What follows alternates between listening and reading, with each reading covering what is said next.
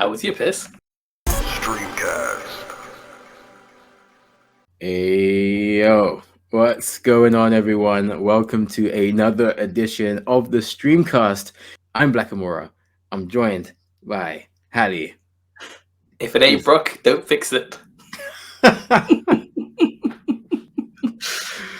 Who is looking very sharp today. It's been hooked up by our friends over at Logitech. Thank you so much for the gifts. There are more coming. I've got mine.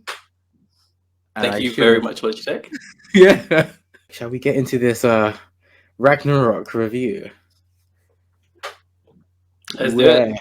Would you like to begin? Because I've got several notes, and I mean this can go on for a while. But yes, I think we should start with if someone maybe has like been isekai'd and just turned back up. What is God of War Ragnarok? Sure. Who's it by? Yeah, so God of War Ragnarok is the very anticipated sequel to God of War, released in 2018, developed by Sony Santa Monica and published by Sony PlayStation.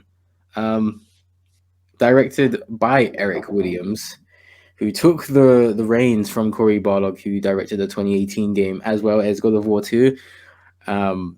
Two of my favorite games in the entire franchise.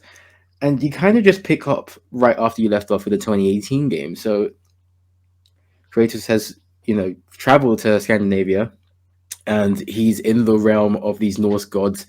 Following on the destruction he left in Greece with the Greek gods, he's now trying to start his life again. He's got a son, and with the journey 2018 game, you see yourself and the son grow together. You get stronger, you get closer, and you bond based on the death of Kratos' wife and Atreus' mother. You find out spoilers. Yeah. Spoilers, you find out Atreus is Loki, and Ragnarok is all about exploring that. Atreus knows he's got giants in him, so he wants to find out how he fits into the world, the universe, the lifespan of the giants, with Thor being their natural enemy, having wiped out almost all of them. So with Ragnarok, you just start off at the start of Ragnarok, pretty much. Freya's chasing you. I really liked how the game started because you got a really cool sled scene. I think that's how a lot of games should start off. Just put your best foot forward. And from there, it's led to victory. Yeah. Yeah, I mean, I got a lot of notes that will, I guess, just follow the main story and kind of hit points there. So if there's anything you want to say, like in general, or if you want to just go off what I say, I mean, let me know. Yeah, I think what the game is, then cons, and then pros. So we leave on like a happier kind of brighter note. Okay. Well, there are a lot of pros. I really liked a lot of what this game tried to deliver. I think the new characters that they added really fleshed out the franchise a lot more, with Odin and Thor primarily being your main antagonists for the game. Odin being the slick and suave mafioso was a really nice touch. He always seemed like he had everything under control. Thor was the heavy hitter, and I saw a lot of similarities in a lot of pairings. So with Kratos and Atreus being, I guess, type A, you see with Sindri and Brock, even though they were brothers, you saw Brock following more Kratos type energy and Sindri following the Atreus archetype. With Odin and Thor, there's a much more aggressive version of Kratos and Atreus, because you will hear throughout the game Odin just berates Thor and just order him about like a weapon. It has a pretty nice payoff at the end of the game that we are going to get into, because this is a spoiler cast. I can only apologize. I'm going to say some stuff. It was completely frustrating to have Kratos and to constantly belittling Atreus. just treating him as just treating him as if he's wrong and not listening to him, not trying to see, hey, how about this point of view, but just a shut down. I know that's the way it is with parents and children a lot of the time, but it was annoying to live through that in a game. I think it's like, that trope of like, siblings hating each other, like that we see in like 99% of media. Yeah.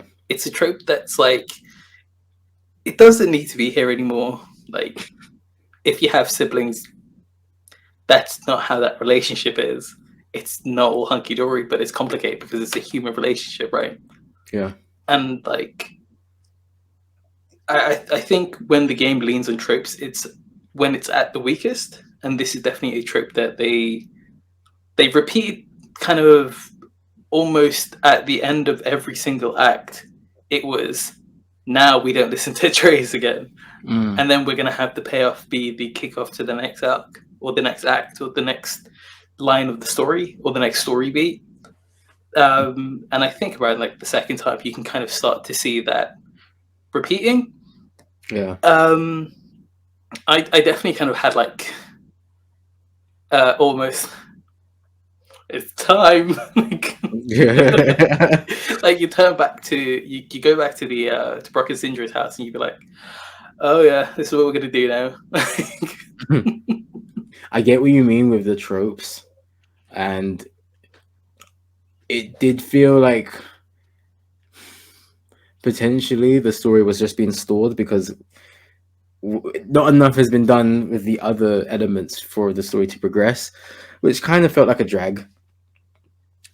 And I think it was one of my biggest worries going into the game. You're implying that this entire saga is going to be wrapped up in this game. There's several questions. Are you going to be able to answer them? That was a lot of questions that I was thinking. There were some points where it felt like, hold on, what are we doing here? Because it just feels like we're not seriously advancing the story. We're just exploring, which isn't necessarily a problem. But I was sold on this game as a story as well as a game. And there were times where I felt like that wasn't being fulfilled. This is kind of a pro, and I feel like I'm going to circle back to this point later. The thing with the exploration and like the kind of the timeline of things is it's quite fluid. I noticed this with your stream of it. I did things in such a different order that I had Freya with me at parts where you didn't, and vice versa. And that is very cool because that impacted the conversations and the building of the story and the storytelling between Emir and your companion and you in those moments. That is cool. That is super cool. That said, though, if you mainline the story, you're missing so much exposition, that it at times feels like if you aren't doing side quests, you're not playing the whole game. And again, this is something I noticed with your playthrough because time constraints is a real thing. Like it's like watching a stream for 4 hours is hard for you to be like, I'm going to do every side quest because you're going to be streaming that game till the end of time, right? Yeah. And like that's not really fair on you, and it's not really fair on the expecting people to kind of constantly be with you on that, and that changes your experience too with the game and kind of like how you interacted with the story. That said, though, goddamn those side quests, I love them. Like, my issue though is I think there were certain areas and certain sections that felt like I was just running around the houses. Like it's not the worst thing. It's not the worst thing in the game. I'm nitpicking. I'm absolutely looking for something to nitpick because I'm gonna sound quite unbiased. Like I'm gonna sound quite biased when we get to the positives. But it is genuinely a game that deserves the laurels and the kind of respect that it gets because of how much it did well and the things it did well being excellent. Yeah, that's me. Yeah, you make very good points. Kind of didn't even register the fact that you would have different dialogue options, or you would have different dialogue cutscenes play out, depending on whether you have Atreus or Freya with you as your partner, I guess. And that's really cool because they've had to reshoot lines. They've had to essentially do everything twice for those to work and be seamless and make sense. Um, I mean, they could have very easily locked off Freya if they wanted you to play as Atreus for certain points, whether you're a Midgard or the other way around if you're in Vanaheim. But they've done it so that you get that freedom, you get that flexibility. That's really cool, and it works either way, as whether you leave the side quest for post game content or whether you do it as you're doing it, as you are playing the main game. I think you don't lose either way in that regard, and yeah, that's a very thoughtful implementation. A con is Freya's sigil magic, because I hated the sigil magic so much. I think it just didn't work for my play style, but I feel just watching tutorials about it and just seeing how this is how you're meant to use it, I could just see I'm not gonna like this. I don't like this. And I didn't. I really hated it. I think it really made puzzles unenjoyable. It was fine for a lot of the time, like in terms of a mechanical experience, but I just think that's not the type of game mechanic that I prefer. So that dampened my experience. Personally, I think it sucked, but I don't think I can objectively say this was terrible. Not bad, just not for me. Yeah. How did you feel about the sigil magic? I have a very different playstyle to you, and this is again something I found so fascinating, because I tried out sigil magic. I really gave it like a college try. I was like, it's a new toy. I want to put it through its paces, right? Mm-hmm. But I don't like stall play. Like I like kind of very fast pace. I was like build up stun. That was the build I was kind of going for the whole game. Right. Like I definitely had a different approach to how I fought bosses and stuff, and trying to add sigil magic in changed kind of everything, because it was like I do no damage because none of my stuff is elemental. Yeah. And like I really like I tried to make like an elemental build afterwards. Like when I started after you finished it, and I was like, I really want to play again. Right? So I was like, I'm gonna play again. But like let me do something a bit different, right? So I made like a elemental build with my armor, with like the sockets and everything else. I was like, now sigil magic is going to sink, it's going to be broken, I'm going to do mad damage. And for the most part, I was doing like mad damage. I just really didn't enjoy playing like that. And that's on me. Like that's not my preferred style. Like you've seen me play like Dead Cells and stuff. Like I'm very much quick, roll around, right? Like that's way more fun to me than sit back, build up tons of damage. Ooh, when that next arrow comes. Yeah, I don't think that's even a fault of yours. I think that's just the play style that you prefer, and I think I'm much more in that camp. Yeah, I see that you're very much like in and out. You just want to get the high damage in and fast. I'm similar. I don't like setup plays. I don't like, okay, I've done this, so then in 2 turns, this was going to do mad damage to you. I'd rather just one-shot you. So it doesn't work for me. I much prefer... You've stepped in my trap card. Right. No. No, I think that's why a lot of turn-based games literally do turn me off, because I'm not into that. I like a lot more real-time action, fast-paced stuff. So I went with the sound arrows. I much prefer those, because I don't believe you should be playing without your sidekick, I guess. But yeah, definitely spam the hell out of those sound arrows. Just the sigil stuff I used when I had to for puzzles, and that's the best thing I could say about it. Didn't enjoy it. This is gonna sound controversial. The chains I only used when I had to. Oh, okay. I was gonna ask you this later, but actually we can get into it now. Just as a before people crucify me. I don't think the chains are bad. I just think they're ineffective. And I don't know if it's a kind of by design thing because you have a toolkit. You have a toolkit, right? There's three. We're doing spoilers. There's three main weapons. Yeah. I was like, who? There's three main weapons, so they have to make your weapons enjoyable to use, and they have to feel empowering, especially when you're playing at high difficulties. You played like Give Me God of War, right? And that's bananas. Like I was playing it at normal, and for the most part, I didn't ever struggle.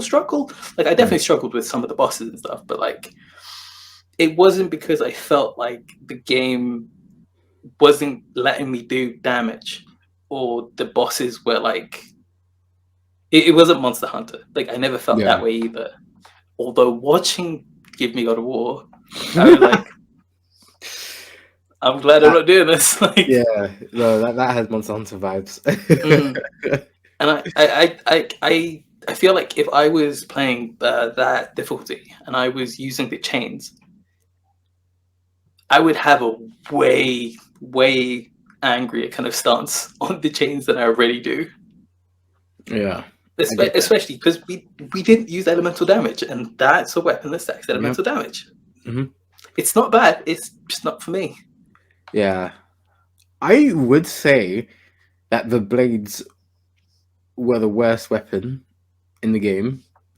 I mean, we're only talking about 3, so it's not much of a statement, but I do think that the axe and the spear were much better weapons. They had much more utility. They felt like they fit the game better.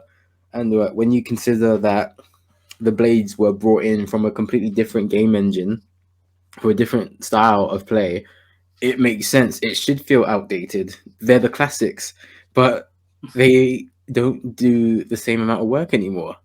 And it's just the way it is. I use the blades for crowd control. So when I had more than 2 enemies, I used the blades. But the axe was always my favorite weapon. I just loved the weight to it. It felt heavy. It felt like it did a lot of damage. And I could time out the attacks better. I could, how do I say this? I could work out the enemy's rhythm better with the axe because the slower swing kind of gave me a lot of time to work with. Whereas the blades, they were lighter, so they were quicker. So I'm just spamming and getting caught out. I'm just slapping this dude with these sashes. I'm doing nothing. Yeah, they do a lot less damage too. Yeah. Ugh. But when it comes to weapons, what were your favorite weapon to use in the game? Axe, spear, chains. Those were for me. In that order, same. Yeah.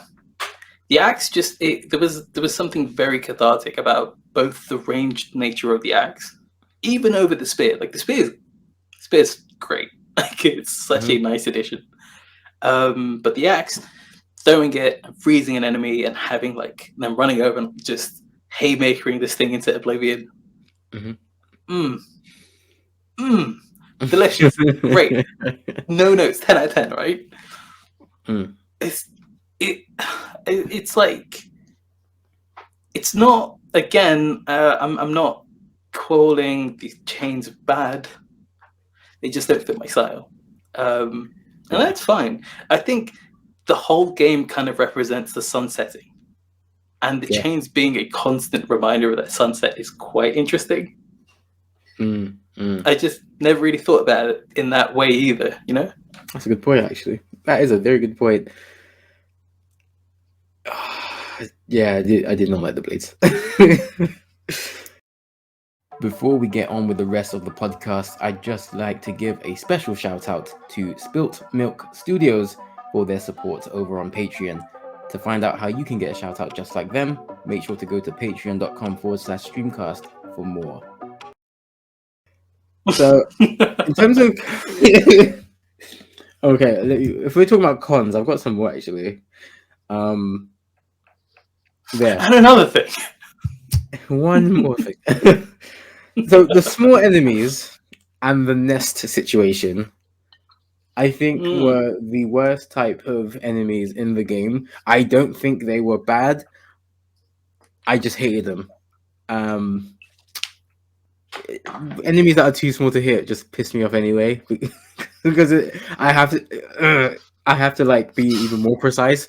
And the nest situation I hated because it reminds me of a earlier game, God of War Ascension, and those were rife. Like there were so many enemies that had the nest situation. If you didn't destroy the nest, enemies would just keep coming. Ascension was an average game. I'm happy to say that it wasn't a great game. I think they know that, which is why they went in this direction. So I don't know why they came back with that element from that game. I thought it was a weird choice. Didn't enjoy it. I stand by it. I think that they were bad. I just didn't like it. I don't know how you felt about it because I didn't watch you play the game. I think they were dialed up in frustration by a country mile in at your difficulty. At normal, they're not great, but they're not. They're more of an annoyance than they are like any. They're never a threat. If you kind of keep on attention and kind of with the arrows and everything else, you're fine. You just have to find the nest and then just wail away, right? Don't have that luxury at high difficulties and having a lot of small enemies darting around all over the place. I was like, I don't know how I could see it on your face, the frustration. But I was sitting there and I was like, this doesn't feel well optimized. Because like the timing and the damage negation and everything else between normal and Give Me God of War is so different. And there is no balance to kind of give you a chance to kind of like keep yourself alive. And it's so easy to wipe and then have to redo that. And it's so easy to then wipe again and kind of ad nauseum keep doing that time and time again. It's like, it didn't have to be like this. Like, at no point did this enemy or this have to be like this.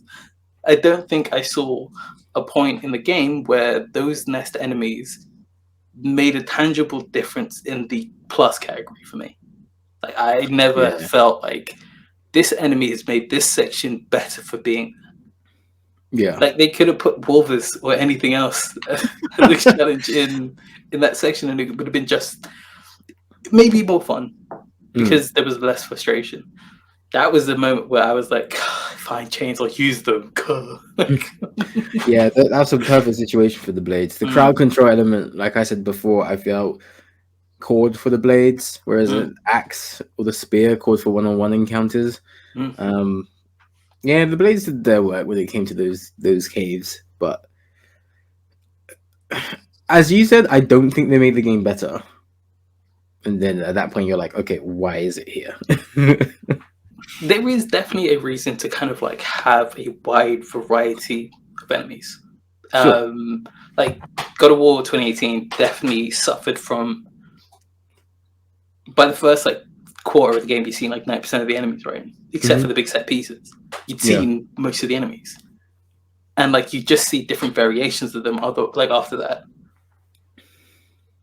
having a new kind of threat or a new thing is an easy way to kind of get you engaged and kind of realize like, oh, this is a new biome, this is a new thing, this is the new way that I have to apply my toolkit. That's great. And even in this game, those enemies are making you think about the situation differently, and that's good, right? Yeah. It's just, if that good is outweighed by how frustrating the enemy is, then there's a balance that needs to be adjusted, right? It's not that they shouldn't be there. It's just either give us an ability to kind of make managing them better and less frustrating, or make them do less damage, right? Because like they're doing mad damage for what they were. Yeah, again, it's just a balancing thing, as you said. It's just it feels like the game was designed to be played at balanced or the level just above it. So when you do come across enemies on the hardest difficulty and they've just cranked up the damage output, then it's kind of like, okay, well, this feels a bit cheap. And maybe that's on us for expecting all of that, because they've done a lot of stuff elsewhere in the game, as we've said, with the alternate dialogue with Atreus, Freya, fleshing out all of the side quests, fleshing out all of the secondary and even tertiary characters. There's a lot that they have done to service the player, but I guess it comes at a cost, I feel. Absolutely. There's always going to be like a cost to things, right? If you want to deliver things with any sort of weight or any sort of not even just like emotional weight, but like cathartic weight to the gameplay itself, there's going to be a cost somewhere down the line. And like with infinite time and infinite resources, you can make a game that is like functionally perfect. Yeah. But you don't. So you have to you have to do things like this where you fill in a gap with these enemies to kind of stall or to build that kind of frustration or to kind of build a use for the tool that you made. And I get it. Totally fine. It's just I'm finding it hard to be like mean about this game. All right. On that note, let's get into the positives. Let's get into the pros of this game. Hassan, I'll have you open up actually. I love this story, like the story and how the story is delivered. I think the thing that we talked about the most, kind of like outside of streams, and just kind of like WhatsApp and whatnot, is the story and the side quests. Oh boy, do I love when a game goes, here's a sandbox. Go do what you want, and then doesn't tell you there's a thing here until you've kind of explored the bit, and then there's like, oh, there's a marker here now, so you can come back to it if you leave, right? That's engaging because I'm not ticking things off a box. I'm exploring while it's alive. And you had some issues with Vanaheim, but I think Vanaheim is the most is the most kind of accurate depiction of that ethos of like kind of this is the world that you're in. Do you want to go down the river? Or do you want to go up onto that cliff and then explore the cliff? And that cliff has all these other major exploration points around there that you can go and fight some baddies or hide from a dragon or look, there's a thunderbolt. There's all these things you can kind of do at your own leisure. And there's consequences to that and there's impact to that because say you go and you find the Berserker.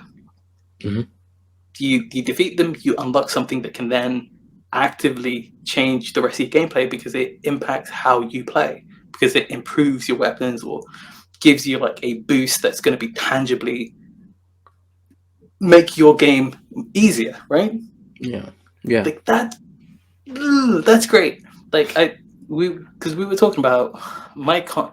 One last con. I hate collectathon things in games, and like it's one of the reasons why I don't, for the most part, platinum stuff. It's if you tell me collect 50 crows, I'm like, I'm not doing that. Like, But if you tell me that there's these 8 challenges in the world, you go fight them. They're going to be hard. They're going to be their own thing. They're going to challenge you. I'm going to go do those things, and then I get rewarded for it at the end. Even better. Like I would have done a lot of the optional mini bosses just because they were optional mini bosses. But then having the flames or the gales or whatever other like upgrades, like the hell drogas. So much fun, like so good, and they were so well crafted. And they, unlike the Berserkers, felt balanced. Like I felt like the Berserkers got cheap. Like I didn't finish all the Berserkers. Like that's another thing, right? I was like, what? I don't know if you've done it yet. There's a Berserker that is after a point they start like doubling up, and it was one where I was fighting 2 of them, and one of them was poisoning me.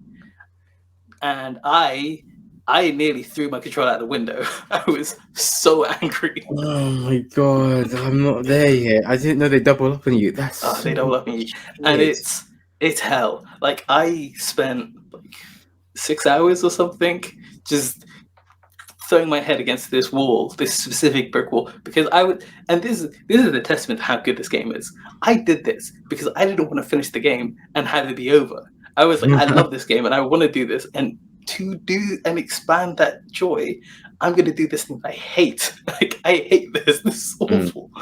And again, it isn't awful. it's just frustrating. Yeah, it's not enjoyable. And if a game isn't enjoyable, then why are we here, right? Like the core principle should be the story moves you, a game you enjoy. If the story isn't moving you, what is the story doing? And moving isn't make happy, right? Like that's a if a story is like a tragedy, it should make you sad. If a story is a romance, you should feel love in the story, right? You should feel something from that piece of art. And a game should absolutely be fun to play.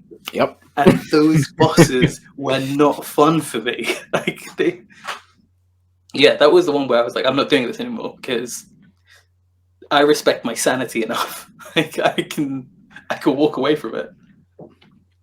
Yeah, no, I hear that. I'm not looking forward to that then.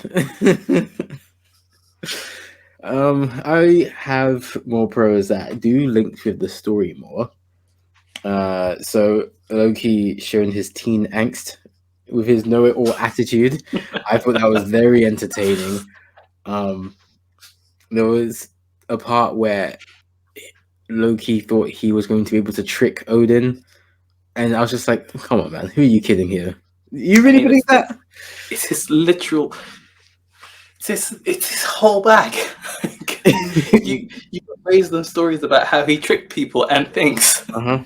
It's like, oh, I'm going to pretend to work for him while actually working for him. I don't think he thought this one through, mate. Come on. I mean, yeah, it was a giant mistake. Look what you did there. But that was interesting because for me, I was debating whether he was fooling himself or whether he actually believed he could fool Odin. But regardless, he was kind of playing into fate's hands there by actually doing what he was prophesied to do. And I won't lie, it was fun playing this Atreus because I feel he gave a different kind of power to Kratos. He was quicker, he was nimble, he was agile.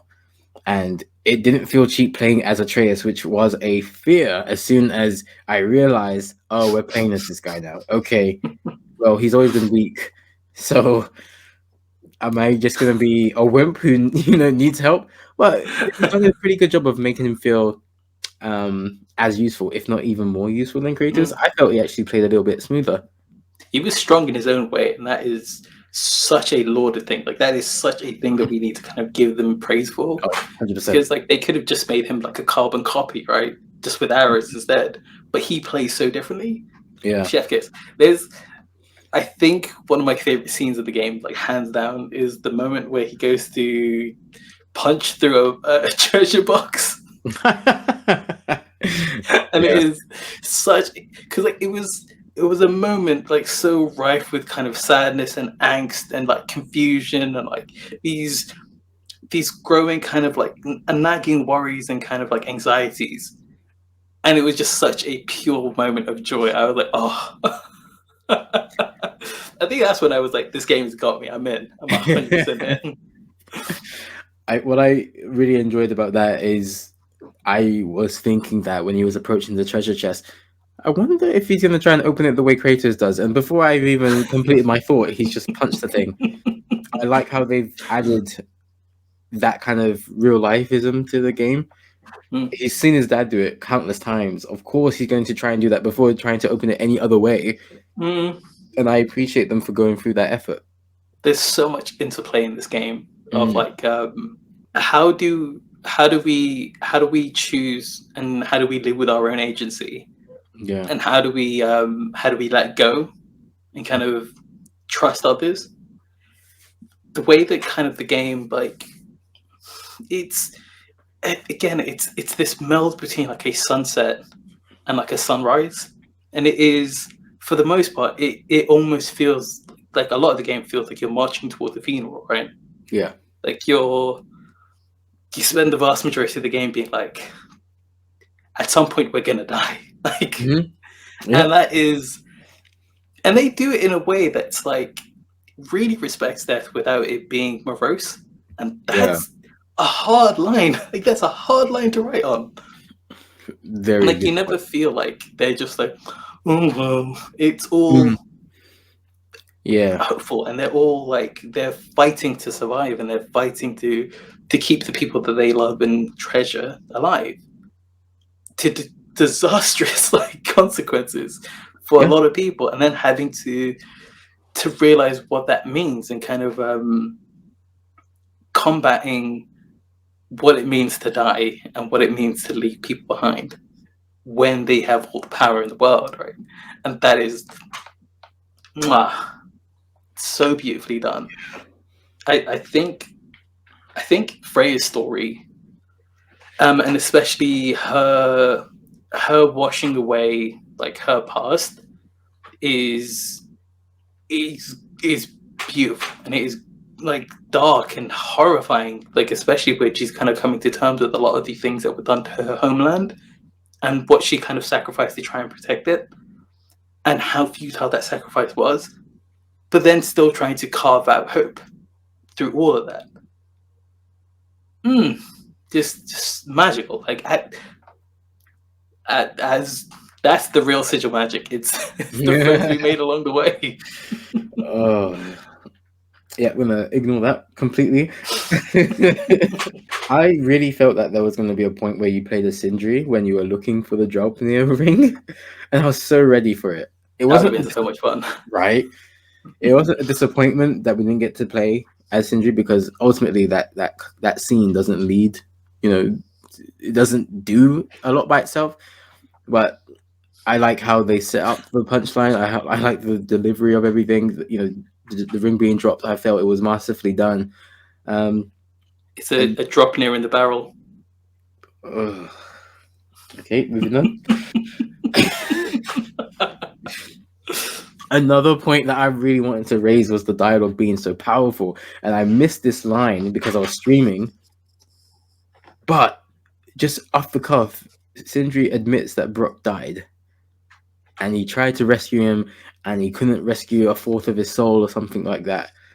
So that explains why he's blue. Like, we get an answer to a really important question, and that leads into so much, because later on, with the Draupnir ring, we take it to a mermaid who is meant to bless it with the blood of a god, and there's a really cool scene where you see the Greek Omega symbol, and it's used to embody basically the soul of Kratos, and you get a spear, Spartan spear. Brock asks the mermaid to bless the spear, and the mermaid just ignores him, and it's so heartbreaking. It's so sad, and I'm like, what happened here? Thankfully, Mimir explains that the mermaid doesn't see bodies; it sees souls, and that's why it couldn't acknowledge Brock. But then we see Kratos' growth compared to the first game. He oh man, it was really beautiful. He says it needs the blessing from a brilliant swordsmith or something along those lines. And Mastercraft. There you go. With his most profane prayer, blesses the spear, and that was really adorable. Really, really sweet. Like, he spends this whole like section of the game learning to kind of stop missing the forest with the trees. Yeah. And then he helps Brock do the same, and it is gorgeous. Like, gorgeous. Like, talking about like Sindri just dropping like the game kind of is completely like stacked full of these like Chekhov guns. And it was something that I initially thought was quite annoying, because I didn't know how they were going to like have enough time or like kind of have enough space to make all of these things pay off in any sort of way that could be meaningful, especially because of like how wildly kind of like important some of these things that they just drop in are. And like it very much felt like a second playthrough when I was watching you play, because I had the hindsight. Right. And there's so many moments of Tyr Odin, their switch off. There's so many moments of foreshadowing. And I originally was like, just being weird, bro. Why are you being weird? Like, that's gonna come up somewhere later on down the line, and I don't know how. And it's just like, but then you go back, and it's like, Yeah. Oh, it's A lot so of it good. makes sense, right? Mm. And I feel like I need a second playthrough to truly absorb the magnitude of what Odin was doing, because Tyr was Odin all along, and It's me, Odin. It's me all along. man, it makes sense, but at the time you're just like, you're just annoying. What are you doing? Why are you being such a pacifist? You know what we're doing here. This is why we freed you. You've been held in captivity. And I feel like I realized something was up right with the Asgard thing. And I feel like you must have had a similar experience, because with the mask, all of a sudden, He perked up. yeah. So in case you haven't played the game yourself, as Atreus goes to help Odin wants to find the truth. He wants to see it. He wants to learn it. But you need this mask to see it. And Atreus is going off finding fragments of the mask, building it, putting it together. I think it's eventually built, completed. And Atreus comes to the house, the safe house with Tyr and Sindri. And all of a sudden, Tyr is like, okay, well, I know a way to get to Asgard. Whereas throughout the first maybe 20, 30 hours of the game, he's been like, nope, I will not fight. No, I don't see the point in destroying Asgard and starting all this bloodshed. And I'm like, nah, this is sus. This is sus. And Brock was the only one who picked up on it. And then you get the reveal. My heart still hurts. Mm. There is one thing you forgot to mention. The mask, if you want context, there was a Jim Carrey movie back in the. I just realized, right? You don't watch movies, so No, that joke is. Have you I've seen The Mask? Yeah, I've seen The Mask. Okay, well, if you haven't seen The Mask, watch The Mask before you play. Wait, was there more to the joke, or was that it? No, that was it. Oh my god! I thought you were going to say something really cool then. Oh. No, there is nothing cool about The Mask. I would find it so amazingly funny if we get whatever the follow-up to this game is with Atreus, and he puts on the mask and he's like, "Somebody stop me!" That would be. I would be like, "Games are complete. Pack it up." I would hate that. At the top of the mountain. Did he not destroy the mask? Yeah, they throw it in the in MacGuffin. Yeah, because that's a really important point as well. And I mean, I guess I'll speed along a little bit. Like all the sidekicks felt like assets in the most part. I don't like how they played against bosses, but I think in general play, I felt they played quite well. With all of them having some sort of resurrection tactic, and whether it was Sindri throwing pots or Angerboda throwing paint, I liked the creativity when it came to a player A and then the sidekick B. How did you feel about the, I guess, the sidekick system? I definitely didn't think it was something I enjoyed in the first game, and it was, I think, mostly because it wasn't something I was very used to using. So I just kind of had to ignore it for the most part. This game absolutely needs you to use those sidekicks, and you can do so much better if you kind of like find like the perfect balance of like letting them have some downtime to like regain arrows or pots or paint, and kind of like stacking your abilities against that. It all works together and meshes beautifully. When it works, it's like seamless, and you have like, you know, those like flowing Zen state moments where you're like wiping everything out, do like a visceral finisher, you feel amazing. But then you have sigil arrow moments. Oh my god, yeah. I absolutely think like they nailed the sidekicks, and not just the mechanics. They nailed the approach, like, and the character like development and the writing, like the writing for the side characters. They all felt like humans. Like I mean, giants and Asgardians and whatnot, but like they all felt alive, you know? Yeah. And it was, you could clearly see what their motivations were, and it never felt like they put their motivations on the back burner. Like they never just suddenly 180 shifted to a different human being. Like the development made sense. And they continue to kind of like keep the threads alive and make sure that you remember why they are like they are. And that's so important. And it's like the bit with Angry Boda and Grower. It's not Grower. The grandma. What's the grandma's name? I'm thinking Grail, and Grail is not it. Grayla. Yeah, that's it. Grayla. That the wind up to that boss fight is like heart wrenching. Like, you know, when you find these animals, these soulless, like empty husks all over the place, and then you get the slow reveal to realize that it's not a monster, it's her heartbroken, grieving grandmother who's like, everything is dying and dead, and we'd be better off without being able to know how bad it is. That's wild. Like, that's such a wild place to kind of come to. And then you go through this boss fight, and it never feels like I've slain the beast. It's like, grandma's still really sad. Like, it's just, it's such a surprisingly heartbreaking payoff. And then you have to just sit with that. Like, just because you're the hero, you can't punch everything better. Yeah. Like, I really like that. Like, how many other AAA games will give you that as a big payoff? Not many. And I agree. I actually think that's maybe the best built part of the story, from the point where you have seen these animals slain, and then you're exploring the house, and you get like a point of reference for how big this person is, and you just know you're gonna have to fight them. You just know it.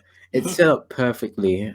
The boss fight is okay, but it's definitely a story element, especially when you defeat the boss and she's just howling these ridiculous sentiments towards Angerboda, and she's just there taking it because she knows that's not her grandmother. That is, as you said, grief. That is a grief-stricken person, and she's not been able to get over that, despite it being years ago.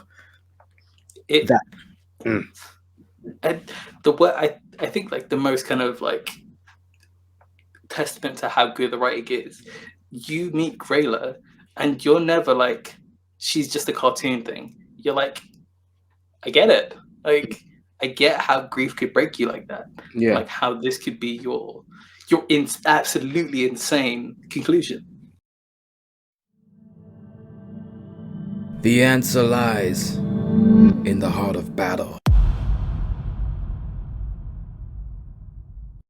We might not agree with the decision, but we can at least sympathize with everything that encouraged that decision. You can see the road to here. Exactly.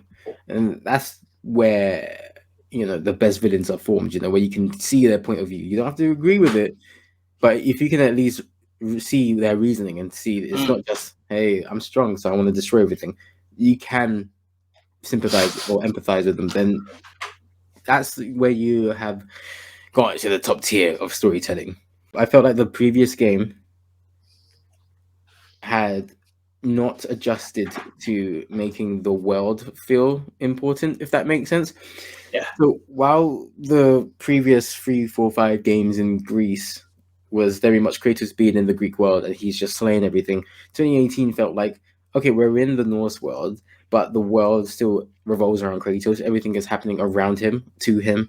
He is the center of focus. Whereas this game, they did a very good job of transitioning into Kratos is now just a small person in the big Norse world. And now he has to do these things. He has to follow these rules, follow these laws, cooperate with these people. And that has been replicated or mirrored in the fact that he's much more caring now, and he cares about, you know, the wildlife. He cares about Sindri. He cares about Brock.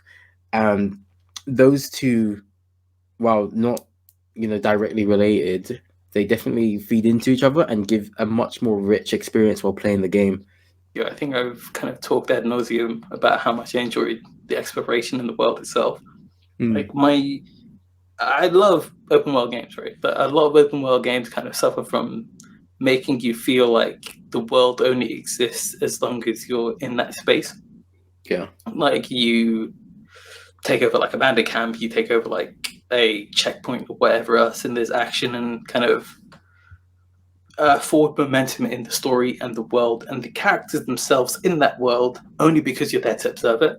And like this game feels quite opposite to that in a way that's like my favorite kind of way. Like, do you know, like in like Breath of the Wild, like if you walk into a space, the bokoblins will be doing whatever they're doing. Yeah.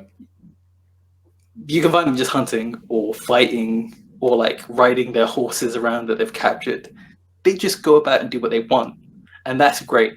The trainers have their path that they're set, and if those things interact, you can just walk into the middle of a beef.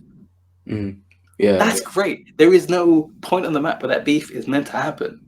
It's just these are the lines, and occasionally those lines will intersect, and when they do, something will happen. That's great. That's an open world that's alive. Yeah. This game very much feels like a world that's dying, but because you're seeing the last embers of this world, those embers still very much alive. Like, you know, you'll find ghosts, and then they'll give you like exposition about kind of why they haven't moved on, and then you get to feel the culture, and you get to feel like the lives that had been around you, and then you kind of get smack dab into the middle of the decay and the dying, and you live in those spaces and kind of see how those decays and those dyings kind of change and grow and are happening in real time too. Like in, again, Vanaheim, like, you know, the where you see like, you know, the rot and like I can't remember what those things are called, like they're the big orbs, and there's like, you know, the dying animals. Like there's all these things that are there and they exist regardless of you being there to interact with them. Right. And you have the choice to do so, and they will have consequences in other ways. In the same way with the dragon is just there. It's going to be there if you're not there or not. And if you turn up, it's going to feel some sort of way about that. That's great. that's super fun. I feel like a lot of the aspects advanced the story or the characters. I feel like the only one bit that maybe didn't was when Kratos met the Norns. I feel that was very much because the Norns were annoying. They were antagonistic, but then we got very close to seeing old Kratos back. The Greek side, the arrogant side that wasn't listening or trying to hear out anything because they were outright telling him what was going to happen, and he was just like, "No." That made me feel like Kratos was going to die. Yeah. But yeah, that wasn't the swerve. The swerve was he lived to see another day. I don't know how you felt about the Norn sequence. I really, really, really like when a character or like a archetype will kind of be like this immovable thing, and it challenges everything that we have like kind of worked with up until that point. Because like, again, big strong hero, we're gonna punch things better, right? That's the aim. That's the gross simplification of the hero's journey, right? We're gonna punch things better. But then you have like institutions like Norns where it's like you can't really punch us. You can't really like, you can squirm and you can do what you want, but this is what it is. And then it challenges the player and us with our agency to kind of be like, I can't punch that. So I have to think, and I have to challenge myself, and I have to literally have a moment of like self-realization, and that's so cool. And it should be annoying, and it should be challenging, and it should be something that's frustrating, and it delivers on all of those things. It's great. Like, it's because like if something's annoying and it's not meant to be annoying, that's bad. If Yeah. something is annoying and it makes you stop and think and constantly kind of have that working in you, that's fantastic, because that was not just by design. Nailed and thrived in that design. That's great. Like, I mean, all in all, I think it was a great game that expanded upon the story. I have my qualms in the story aspect. It wasn't a perfect game. I guess even further than that, there was a lot of questions that I felt that weren't answered. Some of them were like how he got to there in the first place. I was expecting a more exciting answer, but I guess it is what it is. But with several other questions, like with how Atreus was falling ill and someone blew the horn, it felt like that was meant to be answered in this game. I guess we got an answer to what was on the other side of the white light in Alfheim. But yeah, I feel like there were questions that needed answering that we didn't get answers to. And like that is hard to do when you make a trilogy into 2 games. But yeah, I feel like we kind of missed out story wise. I want my want is always more, especially in worlds and kind of games and stories that I really love. I feel like they did an excellent job with the time and the space that they had. Because like remember, like these games have been like what, like how long have they been as a development cycle? Yeah, very long time. They take a lot of time, and and that's a lot to kind of say to someone like, because I want more, you're gonna have to dedicate like a decade of your life to or more and more to satisfy that. Like, and people creatively want to make other things, and that's fine, and I want to respect that. Yeah, I want more of this. And like if people kind of want to make this thing and kind of like condense this thing and do it, this is the best way they could have done it. Like, is there questions? Yeah. Like, are there certain things that I feel like could have been fleshed out deeper? Yeah, absolutely. But were the things they did good, and did they serve the plot and the pace and the gameplay and your expectations well? 100% yes. Like 100% yes. I adore this game. It's not flawless, but the good far outweighs the bad. Far outweighs the bad. 100%. Yeah, I mean, let's not kid ourselves. This is an excellent game. I wouldn't say it's a perfect game, but there's a reason why it was Ragnarok, Elden Ring. Right? You know, those 2 games dominated the year, and Ragnarok sold so many units despite it being released mid-November. That goes to show the appetite was there, the quality was there. They really outdid themselves. Now they really outdid themselves. Now, what rating are you going to give this game? 9 out of 10. A very, very, very strong 9 out of 10. This is not just one of the best sequels of all time. This is one of the best games of all time. This is an absolute masterpiece. Insofar as like how they use cinematography, how they use sound, like we didn't even get a chance to talk about the music. The music in this game is a whole mechanic, and it is a whole emotionally lifting and moving majesty of a soundtrack. It's so good. Bear McCreary. He deserves double the amount of awards that he was winning. He smashed it. He absolutely smashed it. Honestly, I feel like we could have an entire podcast on the music alone. I think it's the best complete soundtrack in gaming that I've heard. So good. Svartalfheim has no right to be that good. It's made that's great. Man, it's made its way into my gym playlist. It's so iconic. I love that song. But I would agree with your rating. 9 out of 10 is the way I'd go. If I did do like decimals and all of that, I'd give it a 9.5 probably. But I don't like to do that. I like to go, it's either a 10 or it's a 9, and I can't give it a 10. They're just certain things that prevent me from giving it a perfect rating. But it's as good as it's a pretty damn, a very good achievement for everyone in Santa Monica. I know Cory Barlow didn't direct, but he was very hands-on. He and Eric Williams did a very good job, and I hope all of them are proud of themselves because they smashed it. Very good game. And as you said, the music is amazing. I don't know much more what more we can say about the music, but yeah, Smarter Time is one of the best songs of all time. Not even gaming OSTs for me.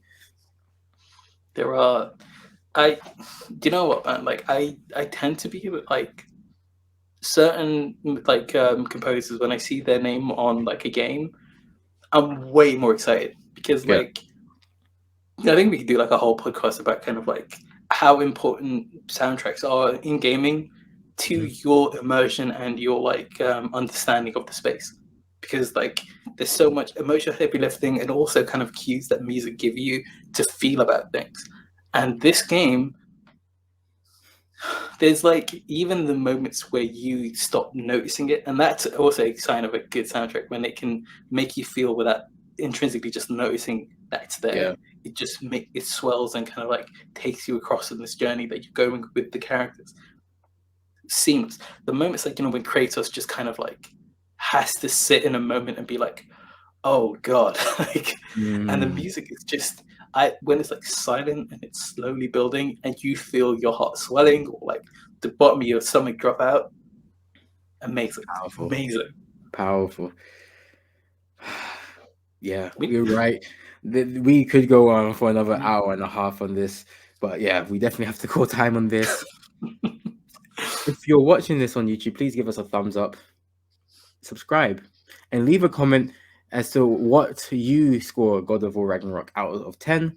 We have videos on our Spotify now, so you can watch us on Spotify to download us. Don't have to worry about locking your phone. Streamcast _ on Twitter, Instagram, and TikTok. We are youtube.com/streamcast and twitch.tv/streamcast TV, where you can watch us stream every weekday. You'll see Hassan Tuesdays and Thursdays. You'll see us Monday, Wednesday, and Fridays from 9 p.m. UK time. Our website, thestreamcast.co.uk, is where you can go to read our blogs, find out where we got events coming up, and just anything else that you want to check out about us is probably on that platform. But until next time, take care of yourselves and your loved ones. Stay safe. We'll see you on the next Streamcast.